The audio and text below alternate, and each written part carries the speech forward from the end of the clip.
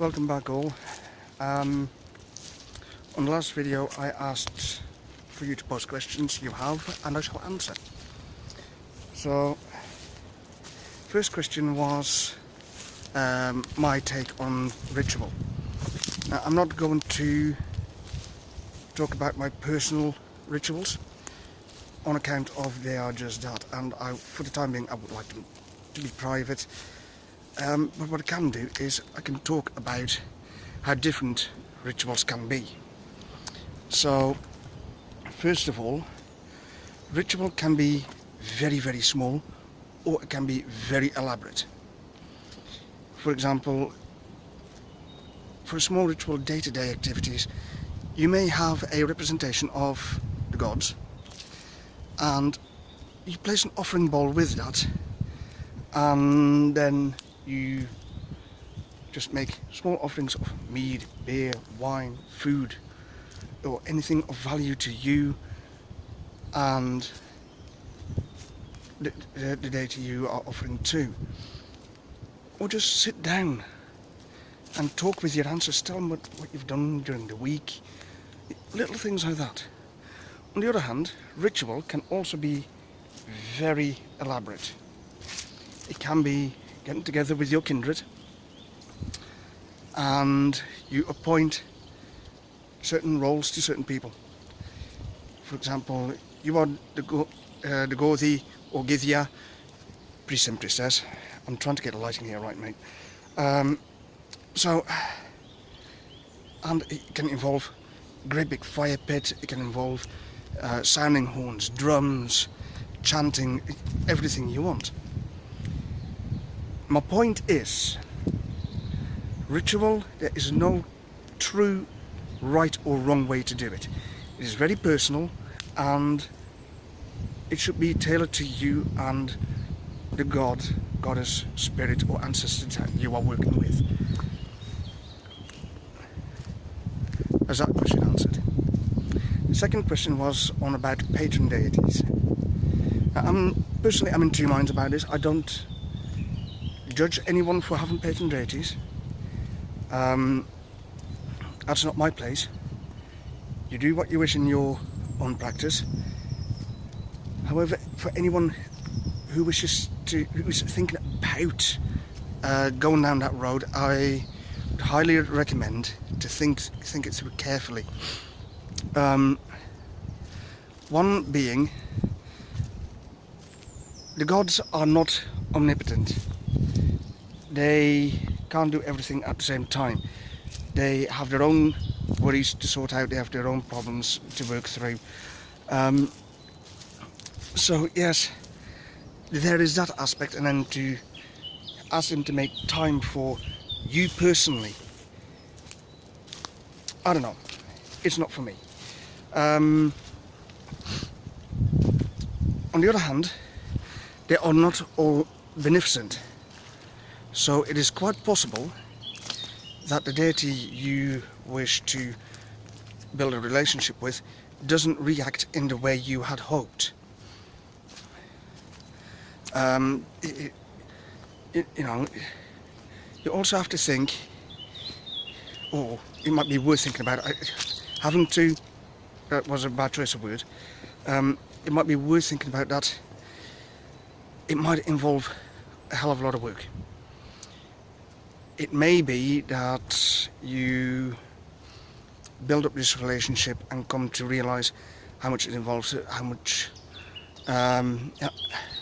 many offerings it takes, how long it can take for a relationship like this to be built up. And of course that's all fine, but yeah, just think it through. It's not something I've done, but I can see why. On the other hand, yes, I'm in two minds about it. So, like I said, it's an individual choice. For the rest, another question was how to be a heathen in a modern context. Now, when it comes to heathenry in a modern context, heathenry in itself is modern.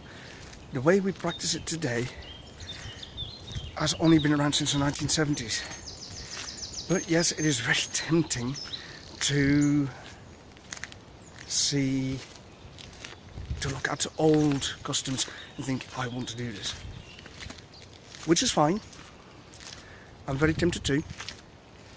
But we also mustn't keep in mind, is it legal? For example, 1500 years ago, people might have performed a blood. And back then it might have meant a blood sacrifice. At that time, it was common sense. You would offer something very valuable to you. Most of the time, this was livestock, because livestock was almost like a currency. It was your safety net should your crops fail, and so on. So to offer one of those made sense. For a farmer to do this, his life depended upon it to make sure that the fields provided for the next year. In a modern world where massive farms, everything is mass produced, we don't need to worry about that as much. So here I would say it is not necessary to perform a blood sacrifice. However, the word blood is still used, and oftentimes it is used in the meaning of a offering made in ritual form. Mostly when it's done in a big ritual with your kindred. So we just adapt things slightly.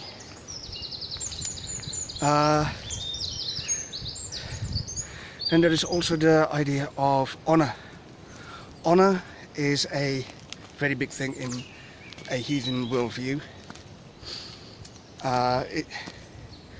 Again, so many centuries ago, it was quite easy to get into an argument and then say, I challenge you to a fight, and yeah, just fight it out, often to the death. But these days, you would be put away for murder. So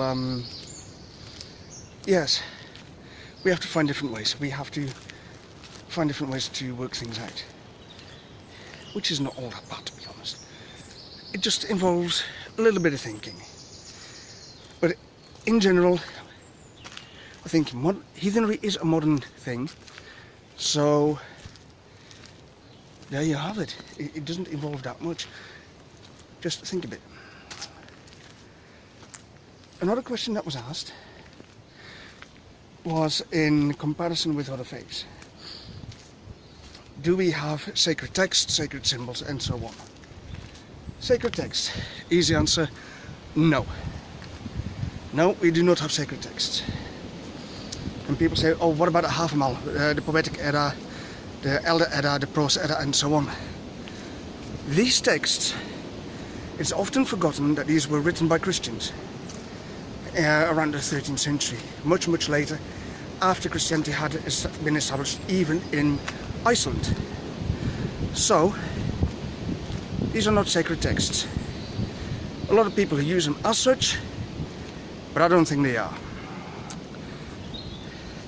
Sacred symbols? Well, yes, we do, in a way. This, people will often see and call Mjolnir. Mjolnir being Thor's hammer. And the way it is used, for the most part, is the way Christians wear a crucifix. It is to say, this is what I believe, and wow, this is what I believe, without actually having to say it. Mjolnir can also be seen as a protection amulet. A lot of people will wear it and ask Thor to protect them, which is fine. The Valknut is a bit of an odd one, often associated with Odin. However, it may not be historically. The Valknut originally didn't have a name, and the symbol was often seen on runestones, by a figure who may or may not be Odin, or which may or may not be a fallen warrior. The Valknut being 3 interlocking triangles. So the runes themselves are not so much a sacred symbol. They originally were a writing system. So again, sacred, perhaps not, although oftentimes these days used as such. What else? That's about it. Those were the 4 questions that were asked. So I'll leave it at that one. One last thing before I go. This year in August, there's also the Asgardian Heathen Festival in the UK, just past Birmingham.